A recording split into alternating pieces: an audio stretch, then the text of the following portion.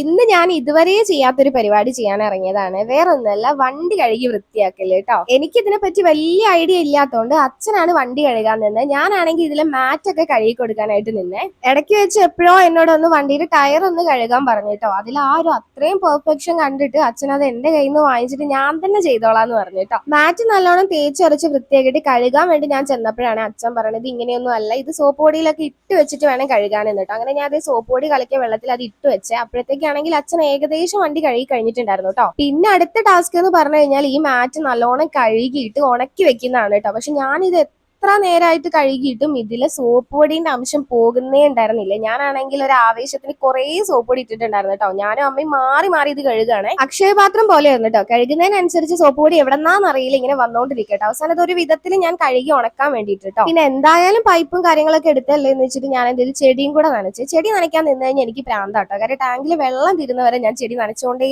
അങ്ങനെ ഞാൻ ആ ഓസ് കാര്യങ്ങളൊക്കെ അവിടെ നിന്ന് എടുത്ത് മാറ്റി കേട്ടോ. അതേ നോക്കിക്ക് വണ്ടിയാണെങ്കിൽ നല്ല കുട്ടപ്പനായിട്ടുണ്ട്. കഴുകിയപ്പോ ഒന്നുകൂടെ വൃത്തിയായിട്ടോ. ഞാനാണെങ്കിൽ നല്ലോണം ക്ഷീണിക്കുകയും ചെയ്തിട്ടുണ്ടായിരുന്നു. ഇനി നമുക്ക് കുറച്ച് വണ്ടിയുടെ സൗന്ദര്യം ആസ്വദിക്കാം കേട്ടോ. അപ്പൊ ഇന്നത്തേക്ക് ഇത്രയുള്ളൂ. ബാക്കി എന്തായാലും നമുക്ക് അടുത്ത വീഡിയോ കാണാം.